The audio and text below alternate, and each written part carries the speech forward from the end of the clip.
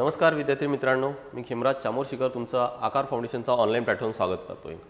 आज आपण फोटोसिंथेसिस म्हणजे काय तर प्रकाश संश्लेषण ही क्रिया नेमकी कशी होते, स्टेप बाय स्टेप कोणकोणते त्यामध्ये प्रोडक्ट्स तयार होत आहेत, वनस्पतीचा कोणता भाग त्यामध्ये इन्व्हॉल्वड आहे, त्याचे अजून स्पेसिफिकली त्या आपल्याला जनरली हे माहिती आहे की पानामध्ये जनरली हे होतं, पण पानामधले कोणते सेल्स वगैरे असं सगळं डिटेल्स घेणार आहोत। त्यासोबतच आयोगाचे जे प्रिव्हियस इयर क्वेश्चन्स आहेत ते सुद्धा आपण कव्हर करणार आहोत। जसं हाच इथे एक प्रश्न बघा, नेमकं काय विचारले, प्रकाश संश्लेषणामध्ये प्रकाशावर आधारित प्रक्रियेचे महत्त्वाचे कार्य कोणते ते विचारले। कशामध्ये विचारले, प्रकाश संश्लेषणामध्ये प्रकाशावर आधारित प्रक्रियेचे, बरोबर, म्हणजेच काय तर प्रकाश संश्लेषण किंवा फोटोसिंथेसिस ही दोन टप्प्यांमध्ये होते।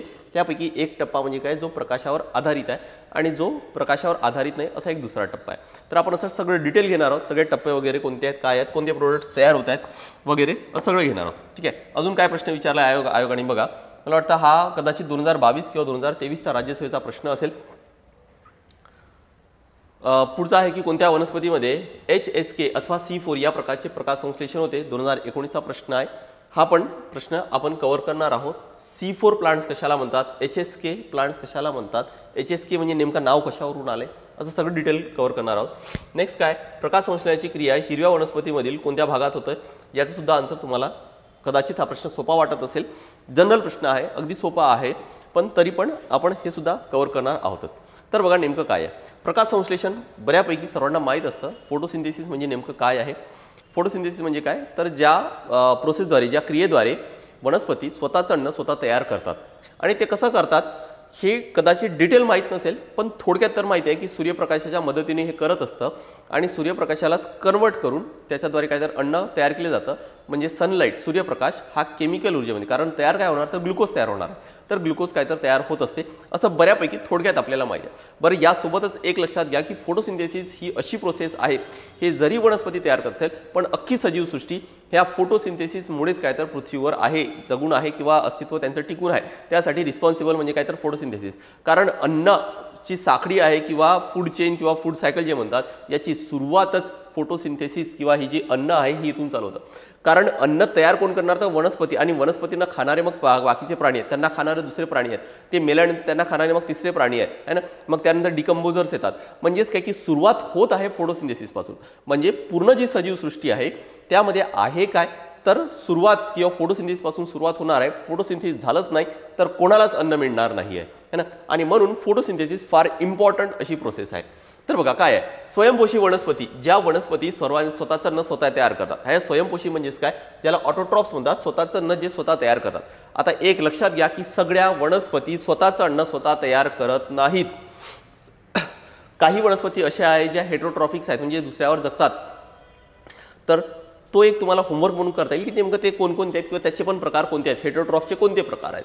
पण मॅक्झिमम जे वनस्पती आहेत, जे आपल्याला हिरव्या वनस्पती दिसतात, ते लक्षात घ्या की त्या आहेत काय तर त्या स्वयंपोषी आहेत, ते स्वतःचं अन्न स्वतः तयार करतात। बरं, ते कशाद्वारे करतात किंवा कसं करतात ते आपण थोडक्यात घेऊ। बघा, वनस्पतींना सुद्धा वाढीसाठी अन्नाची गरज असते, ऑब्व्हियस आहे, सजीव आहे त्यामुळे असणार तर आहेत। वनस्पती स्वतःला लागणारे अन्न स्वतः तयार करतात, पण सर्व वनस्पती नाही आहेत, काही वनस्पती आहेत, काही म्हणण्यापेक्षा आपण म्हणू की मॅक्झिमम आहेत।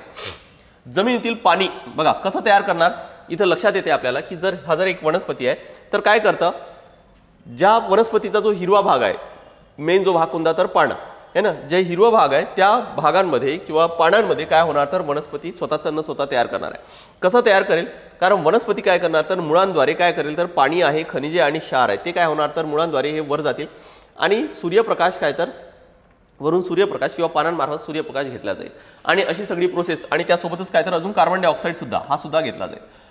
आणि यासोबतच मग आता पानांमध्ये आहे काय तर क्लोरोफिल आहे, काय तर क्लोरोफिल, या तिघांचं पण रिॲक्शन होणार आणि काय तर इथं अन्न तयार केलं जाईल, आणि या सगळ्या अन्नांमध्ये ऑक्सिजन आहे जो वनस्पतीला गरजेचा नाही आहे, तो काय होणार तर तो बाहेर टाकला जाणार आहे। ही अगदी बेसिक अशी प्रोसेस आहे कशाची तर फोटोसिंथेसिसची। बघा, जमिनीतील पाणी, पोषक तत्वे आणि हवेतील कार्बन डायऑक्साईड उपयोग करून हरितद्रव्य म्हणजेच काय तर क्लोरोफिल व सूर्यप्रकाशाच्या साहाय्याने वनस्पती काय करतात तर पानांमध्ये अन्न तयार करतात। या प्रक्रियेलाच काय म्हणतात तर फोटोसिंथेसिस म्हणजेच प्रकाश संश्लेषण म्हटल्या जातं। एक रिॲक्शन सांगतोय ती फार इम्पॉर्टंट आहे, हे पाठ करायची आहे तुम्हाला। काय करायचे, अगदी तोंडपाठ करून टाक। काय करते वनस्पती कार्बन डायऑक्साईड पानामध्ये किंवा हा जो हवेतील जो कार्बन डायऑक्साईड आहे तो यूज करतात, आणि मुळांद्वारे H2O आहे तो काय तर तो ॲब्सॉर्ब केलाय है ना, हा हवेतील घेतलाय आणि मुळांद्वारे मातीमधून काय तर H2O घेतलाय, म्हणजे काय तर पाणी घेतलंय, कार्बन डायऑक्साईड आणि पाणी यांचं रिॲक्शन कधी होणार आहे, ज्या वेळेस प्रकाश ऊर्जा आहे, म्हणजेच काय तर सनलाईट आहे, प्रकाश ऊर्जा आहे आणि पानांमध्ये हरितद्रव्य आहे. हे जर असेल तर ही रिॲक्शन पुढे होईल, अदरवाईज होणार नाहीये है ना. पानामध्ये हरितद्रव्य ऑलरेडी असतं, फक्त पाहिजे काय तर प्रकाश ऊर्जा. प्रकाश ऊर्जा मिळत असेल तर ही प्रोसेस होईल, अदरवाईज होणार नाही है ना. आणि तयार काय करणार तर C6H12O6 म्हणजेच हाच काय तर ग्लुकोजचा फॉर्म्युला आहे आणि हाच काय तर अन्न झाला त्यांच्यासाठी.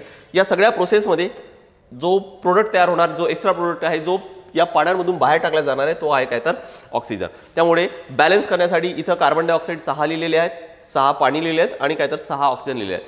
त्यामुळे सगळं काय तर हे बॅलन्स होणार आहे. त्यामुळे रिॲक्शन पाठच करायचे 6CO2 + 6H2O.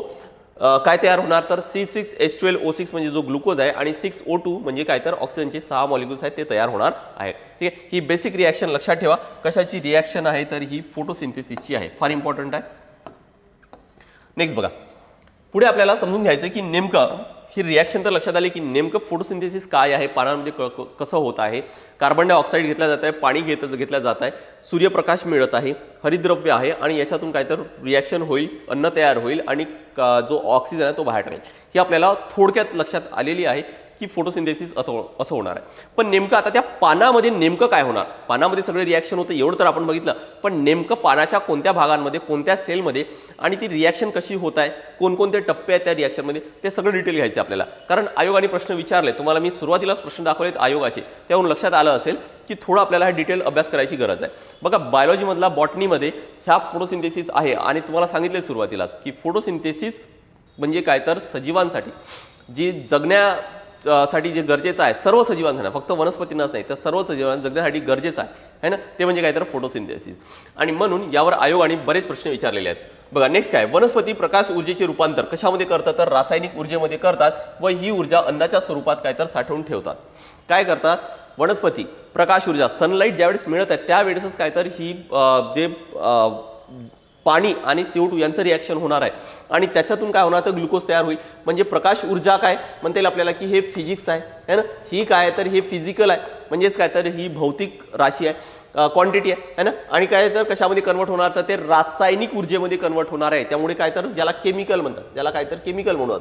त्यामुळे हे फिजिकल पण आणि केमिकल पण ॲक्टिव्हिटी आहे असं तुम्हाला लक्षात ठेवता येईल. पुढे वर्ड येणार आहे, तुम्हाला आता सांगितलंय मी की फिजिको केमिकल असं वर्ड येईल. फिजिको केमिकल म्हणजेच काय, कारण त्याच्यामध्ये आहे काय तर फिजिक्स पण आहे आणि त्याच्यामध्ये केमिस्ट्री पण आहे ना, आणि म्हणून त्याला फिजिको केमिकल म्हणू. रासायनिक ऊर्जेमध्ये करतात व ही ऊर्जा अन्नाच्या स्वरूपात काय तर साठवून ठेवल्या जाते. मूळ हे पाणी खनिजे क्षार जमिनीतून शोषण्याचे कार्य करते, तर खोड हे पाणी काय करते तर पाणी आणि क्षार पाण्यापर्यंत पोहोचवले जाते. अगदी हा सोपी आहे. पानांमध्ये असणाऱ्या बघा, आता इथं काही थोडे वर्ड्स जे येत आहेत, इंग्लिश वर्ड्स असू द्या किंवा मराठीमध्ये जे टेक्निकल वर्ड्स आहेत ते मुख्यतः लक्षात ठेवण्याचा प्रयत्न करा की पानांमध्ये नेमकं काय तर सूक्ष्म छिद्रांवाटे काय तर हवेतील CO2 आत घेतला जातो आणि पानांवरील छिद्रांना, या छिद्रांनाच काय म्हणतात तर पर्णंद्रे किंवा स्टोमॅटा म्हटलं जातं. ठीक आहे, पानामध्ये बघा की जे छिद्रे असतात ज्याच्यातून काय तर CO2 आतमधले घेतल्या जाईल आणि ऑक्सिजन बाहेर टाकल्या जाईल, त्या छिद्रांना म्हणायचे काय तर स्टोमॅटा. म्हणजे स्टोमॅटा मार्फतच CO2 येणार, ऑक्सिजन जाणार आहे. स्टोमॅटा एक वर्ड लक्षात ठेवायचे. आता पानांमधील हरित लवकामध्ये जर तुम्हाला हे लक्षात असेल की सेलचा जर स्ट्रक्चर जर लक्षात असेल तर सेलमध्ये असतं काय तर आतमध्ये न्यूक्लियस असतं आणि या ठिकाणी हा सायटोप्लाझम असतो. या सायटोप्लाझममध्ये वेगवेगळे असे ऑर्गन्स असतात. या ऑर्गनलपैकी एक जो ऑर्गनल असतो ज्याला प्लास्टिड किंवा ज्याला लवके म्हटलं जातं, प्लास्टिड्स किंवा लवके म्हटलं जातं, ते असतं आणि याचं मेन कार्य काय तर ते रंग देण्यासाठी असतं. आणि लक्षात घ्या की हे जे प्लास्टिड्स आहे हे तुम्हाला कशामध्ये फक्त वनस्पतीमध्ये सापडतात, प्राण्यांमध्ये सापडत नाही. फक्त कशांमध्ये मिळणार तर ते फक्त वनस्पतीमध्ये मिळणार आहे. प्लास्टिड फक्त वनस्पतीमध्ये. या प्लास्टिडचा एक प्रकार म्हणजे काय तर तो आहे काय तर क्लोरोप्लास्ट, ज्याला हरित लवक म्हणतात. लवकाचा एक प्रकार कोणता तर हरित लवक. क्लोरो जिथं वर्ड आला तिथं लक्षात ठेवायचं की which is related to green, म्हणजे हिरव्या भागाशी काय तर रिलेटेड राहणार आहे किंवा मराठीमध्ये तसंच दिले हरित लवक म्हणून है ना. तर ह्या प्लास्टिड कोणता आहे तर तो आहे हरित लवक. हरित द्रव्य असते आणि याच्यामध्ये मग असतात काय तर हरित द्रव्य. म्हणजे क्लोरोप्लास्टमध्ये आहे काय तर हरित द्रव्य, ज्याला इंग्लिशमध्ये काय म्हणतात तर क्लोरोफिल म्हटलं जातं. त्याला इंग्लिशमध्ये क्लोरोफिल म्हणतात, लक्षात घ्या. आणि हा क्लोरोफिल ॲक्च्युली काय तर हा आहे काय तर पिगमेंट. लक्षात घ्या की बायोलॉजीमध्ये जिथं पण पिगमेंट असा वर्ड आला त्या ठिकाणी लक्षात ठेवायचं की तो कशासाठी आहे तर तो रंग देण्यासाठी आहे है ना. तर क्लोरोप्लास्टमध्ये आहे काय तर क्लोरोफिल. परत लक्षात घ्या इथं काय तर क्लोरो आहे, क्लोरो मीन्स काय तर हिरवा है ना, त्यामुळे क्लोरोफिल हा पिगमेंट आहे, त्याच्यामुळे काय तर हिरवा रंग येणार आहे. तर क्लोरोप्लास्ट लक्षात आलं असेल तुम्हाला की एक काय तर सेलमध्ये ऑर्गनल आहे है ना, आणि अंगक आहे, आणि त्याच्यामध्ये आहे काय तर तो एक पिगमेंट आहे, त्याचं नाव काय तर हरिद्रव्य किंवा त्यालाच क्लोरोफिल म्हटलं जातं. ते सूर्यप्रकाश शोषून बघा, आता हे काय करतं, जे हरिद्रव्य आहे म्हणजे क्लोरोफिल आहे, सूर्यप्रकाश शोषून त्याद्वारे अन्नपदार्थ तयार करण्यास मदत करते.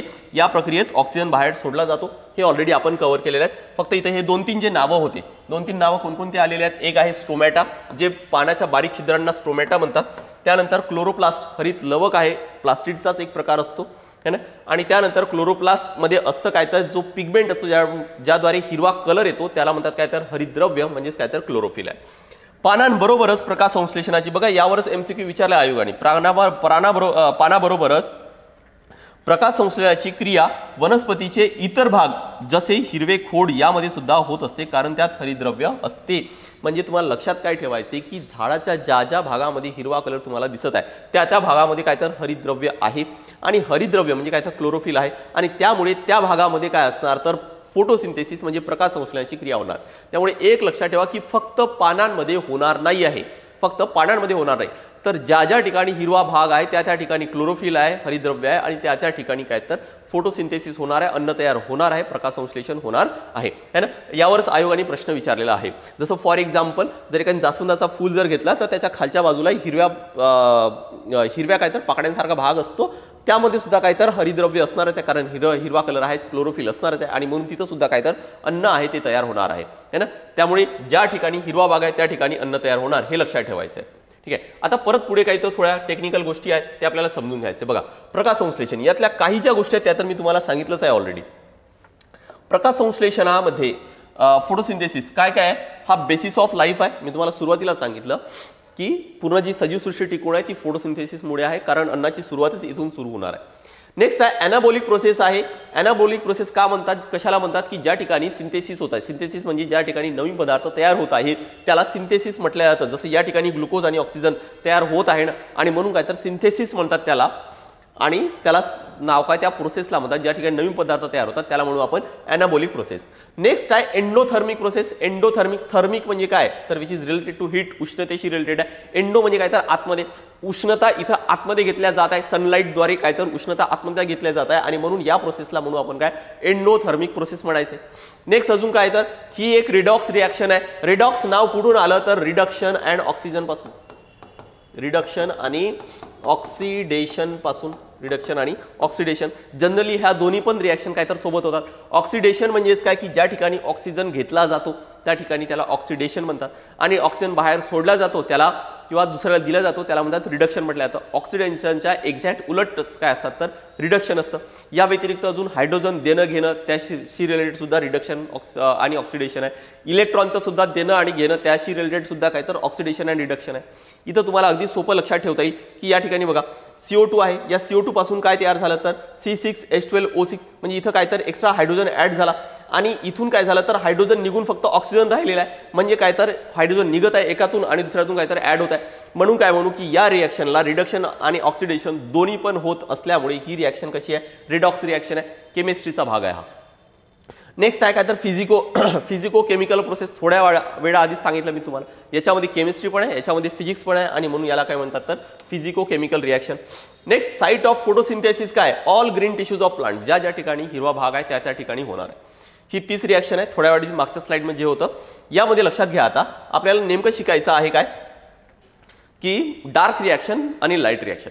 ज्यावेळेस फोटोसिंथेसिस होत आहे तर बघा आपल्याला एवढं तर लक्षात आलंय की सूर्यप्रकाशामध्येच काय तर हे फोटोसिंथेसिस होणार आहे, पण ज्यावेळेस सूर्यप्रकाश होत आहे तर लगेच ही रिॲक्शन होऊन हे पदार्थ तयार होणार असं नाही आहे. हे स्टेप बाय स्टेप होतं, आणि म्हणून या स्टेप बाय स्टेपमध्ये 2 टप्पे वेगळे केलेले आहेत. ते म्हणजेच काय तर एक आहे लाईट रिॲक्शन किंवा ज्याला लाईट डिपेंडंट रिॲक्शन म्हणतात, आणि दुसरं काय तर लाईट इंडिपेंडंट रिॲक्शन किंवा ज्याला डार्क रिॲक्शन म्हटलं जातं. मग लाईट रिॲक्शनमध्ये काय होत आहे तर बघा सगळ्यात आधी लाईट रिॲक्शनच होणार आहे, कारण सूर्यप्रकाश असणार त्यावेळेस लाईट रिॲक्शन होईल आणि त्यातले कुठले तरी काहीतरी पदार्थ तयार होणार. ते झाल्यानंतर त्या पदार्थाचा यूज मग पुढच्या टप्प्यांमध्ये म्हणजेच काय तर लाईट इंडिपेंडंट रिॲक्शन आहे, ज्यावेळेस लाईट नाही आहे किंवा ज्याला डार्क रिॲक्शन सुद्धा म्हणतात त्यामध्ये ते पदार्थ यूज केले जातात, आणि फायनल प्रोडक्ट्स म्हणजे काय तर हे तयार केले जातात. तर पहिली जी रिॲक्शन होणार आहे किंवा पहिला जो टप्पा आहे तो आहे लाईट डिपेंडंट, प्रकाशावर आधारित जो टप्पा आहे तो असेल आणि त्याच्यामध्ये काय असणार तर H2O चं कन्व्हर्जन कशामध्ये होणार तर ऑक्सिजनमध्ये होणार आहे। मग याच्यामध्ये अजून जे पण पदार्थ तयार होतील त्यांचा यूज करून CO2 चा कन्व्हर्जन कशामध्ये होणार तर ग्लुकोजमध्ये होणार आहे। ठीक आहे, तर असे दोन टप्पे असतात। पुढच्या स्लाइडमध्ये परत आपण डिटेल घेणार आहोतच। बघा, फोटोसिंथेसिस, मॅक्झिमम फोटोसिंथेसिस कुठे होतं तर पानांमध्ये होतं, लीव्हज मध्ये होत असतं। बरं, आता पानांच्या नेमक्या कोणत्या सेल्स मध्ये होतात तर सर्वच्या सर्व सेल्स मध्ये होत नाही, तर ते कशामध्ये होतात तर मेसोफिल सेल्स मध्ये होत असतात। आणि या मेसोफिल सेल्स मध्येच काय असतं तर क्लोरोप्लास्ट असतं आणि क्लोरोप्लास्ट मध्ये काय असतं ते पण सांगितलं मी तुम्हाला की ते आहे काय तर क्लोरोफिल आहे। या क्लोरोफिलच्या मदतीने काय होतात तर क्लोरोफिलच्या मदतीने काय होत असतं तर हे रिॲक्शन होत असते है ना। मग आता याच्यामध्ये बघा की दोन्ही पण रिॲक्शन होणार, या क्लोरोप्लास्ट मध्ये दोन्ही पण रिॲक्शन होणार, लाईट रिॲक्शन आणि दुसरं काय तर दुसरी आहे डार्क रिॲक्शन। मी तुम्हाला डायग्राम मध्ये समजून सांगतोय, ते जास्त सोपी आहे। बघा, पानं आहेत, पानामध्ये आहेत काय तर इथं आहे काय तर ही मेसोफिल, बघा इथं सर्कल केलंय, या भागामधला जो मेसोफिल सेल आहे त्याचा इथं स्ट्रक्चर दाखवलेलं आहे। या मेसोफिल सेल मध्ये बघा की इथं आहे स्टोमा, स्टोमा किंवा ज्याला स्टोमॅटा म्हणतात, जे छिद्र आहेत, परंध्रे आहेत, ते झाला। या मेसोफिल सेल मध्ये एक जो भाग इथं दाखवलेला आहे तो आहे काय तर तो आहे बघा मेसोफिल सेल मधला एक जो भाग आहे तो आहे काय तर हा इथं दाखवलाय एक सेल। या एका सेल मध्ये असणार काय तर मग क्लोरोप्लास्ट असणार। बघा जसं या ठिकाणी वेगवेगळे सगळे ऑर्गन दिलेले आहेत, पण आपल्याला फोटोसिंथेसिसच शिकायचं आहे, त्यामुळे पूर्ण सेलची गरज नाहीये। इथं आहे काय तर क्लोरोप्लास्ट आहे। आता या क्लोरोप्लास्टची एक डायग्राम बघा इथं दिलेली आहे। एक क्लोरोप्लास्ट जर आपण त्याला परत झूम इन केलं तर आपल्याला या पद्धतीने दिसेल। मग या क्लोरोप्लास्ट मध्ये नेमकं काय काय आहे बरं, या क्लोरोप्लास्ट मध्ये एक लक्षात ठेवा की आपल्याला सगळं कामाचं नाहीये, फक्त काहीच भाग कामाचा आहे, कारण मग फक्त फोटोसिंथेसिस शिकतोय, त्यामुळे क्लोरोप्लास्ट आहे। या क्लोरोप्लास्टची डायग्राम बघा इथं चांगली दिलेली आहे, हे समजायला जास्त सोपी आहे। क्लोरोप्लास्टची डायग्राम इथं दिलेली आहे। आता या क्लोरोप्लास्ट मध्ये बघा नेमकं काय आहे,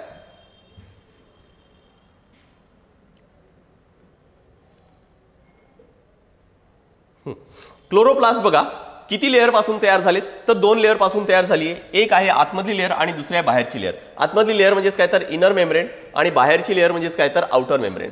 आणि या दोघांमधली जी जागा आहे ना, ही मधली जागा हिला म्हणू आपण इंटर मेम्ब्रेन स्पेस। इंटर म्हणजे काय तर अंतर आणि दोन मेम्ब्रेनच्या मधली स्पेस इंटर मेम्ब्रेन स्पेस।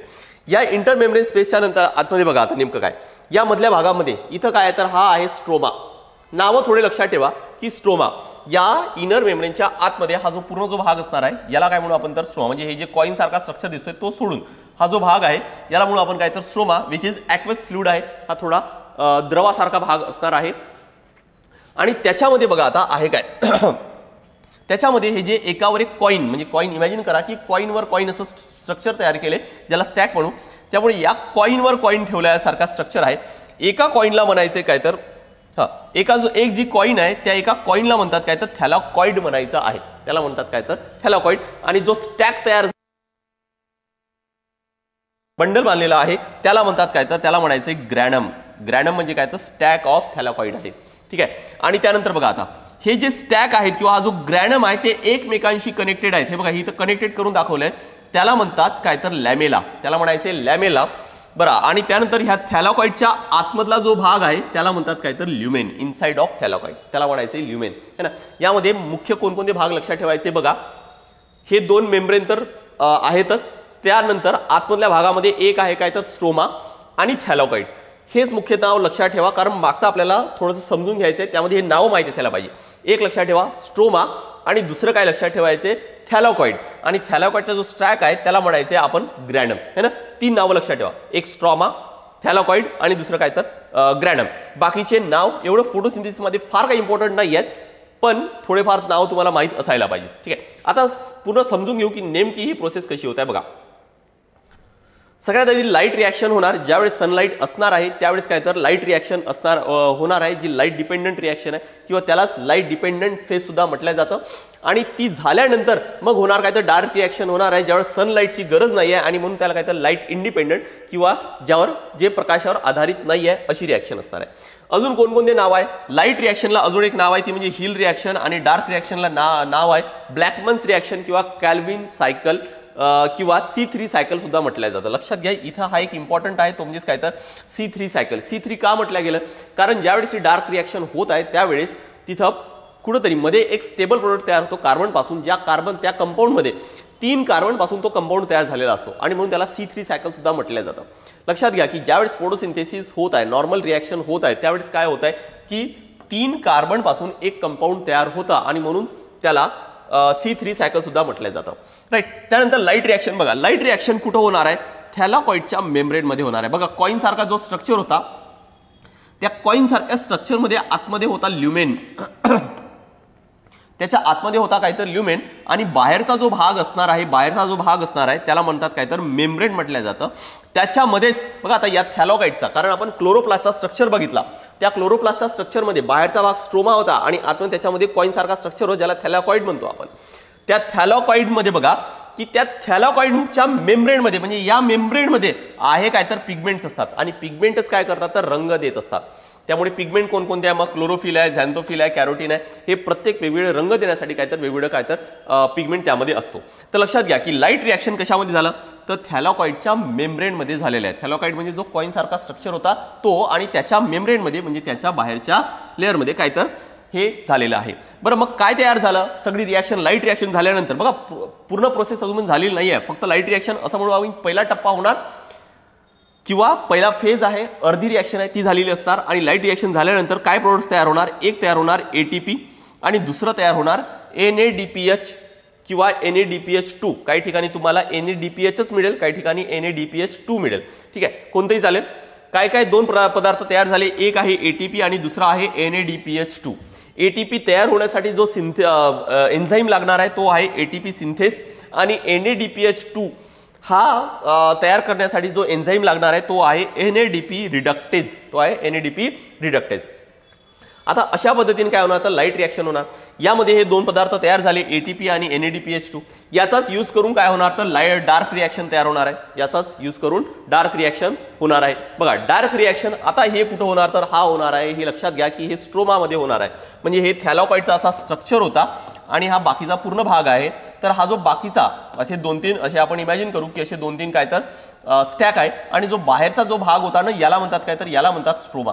याला म्हणायचंय स्ट्रोमा. या स्ट्रोमामध्ये काय तर ही डार्क रिॲक्शन होणार आहे आणि मग फायनल काय तयार होईल तर याच्यामध्ये फायनल रिॲक्शन झाल्यानंतर फायनल जे प्रोडक्ट्स तयार होत आहेत फोटोसिंथेसिसमध्ये ते आहे काय तर ग्लुकोज आणि ऑक्सिजन आणि म्हणून काय तर हे इथं तयार होईल. बरं हे ऑक्सिजन तयार करण्यामध्ये किंवा ग्लुकोज तयार करण्यामध्ये कोणतं एन्झाईम आहे हा एक लक्षात ठेवायचे, फार इम्पॉर्टंट आहे. RUBP कार्बॉक्सिलेज किंवा ज्याला रुबिस्को सुद्धा म्हटलं जातं. हा एक नाव इम्पॉर्टंट आहे, RUBP कार्बॉक्सिलेज किंवा ज्याला रुबिस्को सुद्धा म्हटलं जातं. ठीक आहे, तर अशा पद्धतीने काय तर मग पूर्ण आधी लाईट रिॲक्शन होणार, मग डार्क रिॲक्शन होईल आणि पूर्ण फोटोसिंथेसिस आहे ती काय होणार तर ती कंप्लीट होणार आहे. NADPH ATPचा लॉंग फॉर्म बऱ्यापैकी तुम्हाला माहित असेल की ॲडेनोसाईन ट्रायफॉस्फेट आहे. ADPH2चा लॉंग फॉर्म आहे निकोटिनामाइड ॲडेनाईन डायन्यूक्लियोटाइड फॉस्फेट. काही काही पेपरमध्ये तुम्हाला हे लॉंग फॉर्म सुद्धा विचारलं जाऊ शकतं.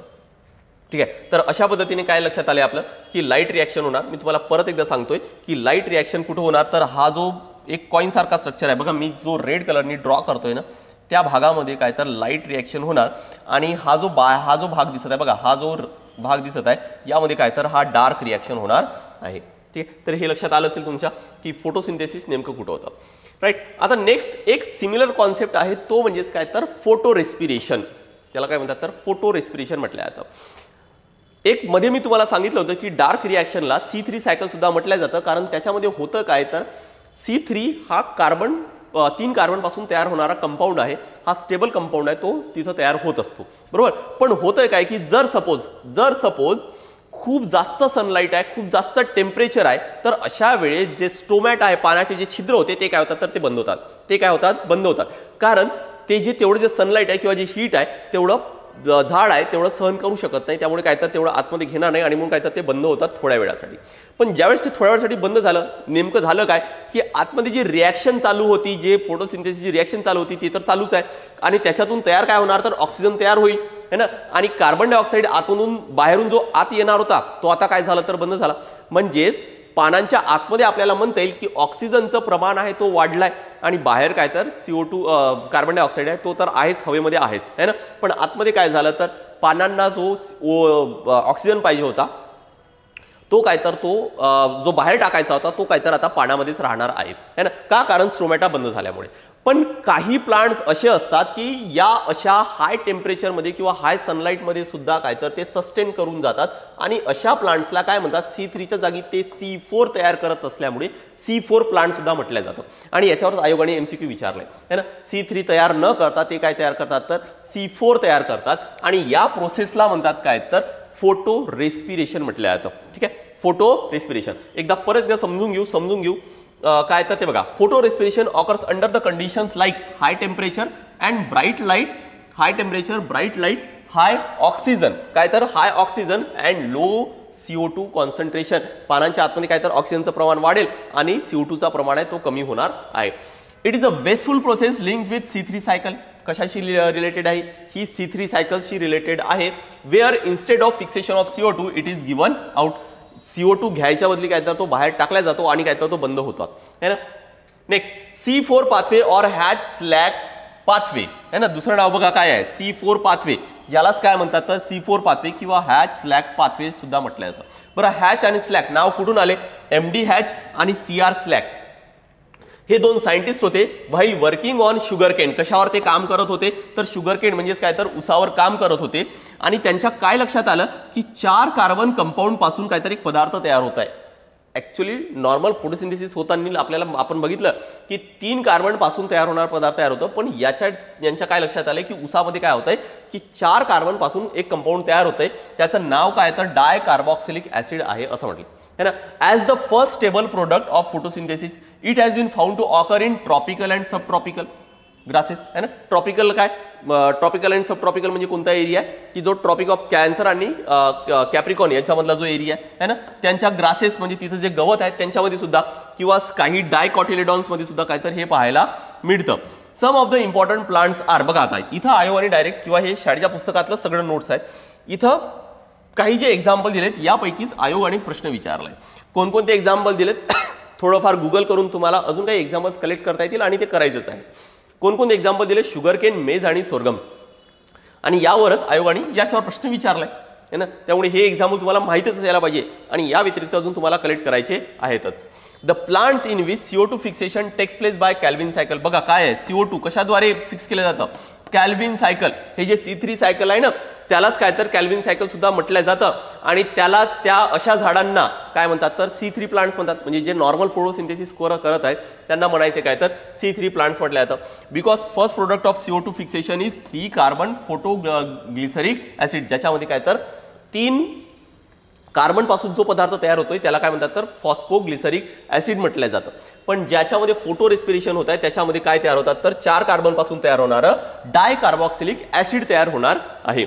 But in Hatch Slack pathway first product of CO2 fixation is 4 carbon compound. याला अजून एक दुसरं एक नाव आहे तो म्हणजे काय तर ऑक्झॅलो ऍसिटिक ऍसिड सुद्धा म्हणतात. Hence such plants are called C4 plants. यांनाच दुसरं एक नाव आहे तो म्हणजे काय तर C4 प्लांट्स किंवा HS पाथवे किंवा HSK प्लांट्स सुद्धा नाव आहेत. ठीक आहे, तर हा एक कॉन्सेप्ट लक्षात ठेवा. फोटो रेस्पिरेशन हा जनरली बऱ्याच विद्यार्थ्यांना माहीत नसतं किंवा वाचण्यात पण येत नाही. हा तुम्हाला 11वी 12वी मध्ये मिळणार आहे.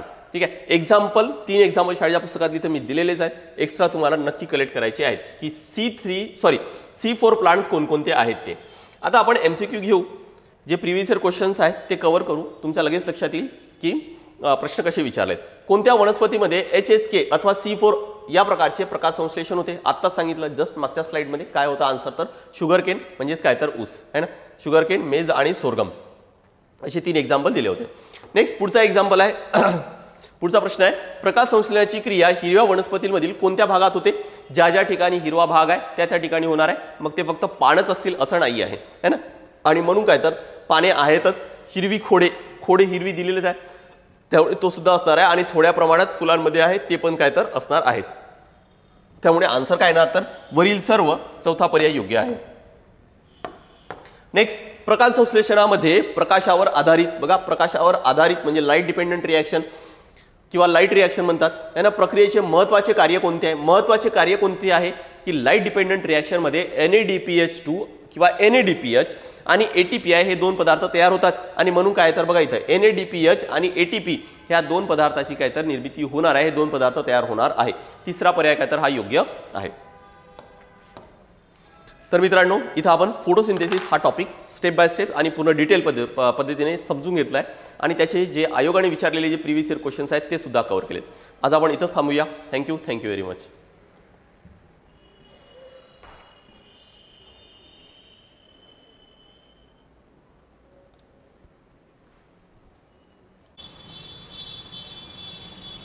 आकार फाउंडेशनद्वारे राज्यसेवेसाठी एक नवीन बॅच लॉन्च होत आहे. महाराष्ट्र राजपत्रित सेवा संयुक्त पूर्व परीक्षा, म्हणजे आता जी राज्यसेवेची जी परीक्षा होणार आहे, जे संयुक्त होणार आहे, त्यासाठी एक नवीन बॅच 8 जानेवारीपासून लॉन्च होत आहे, जी लाईव्ह आणि रेकॉर्डेड बॅच आहे.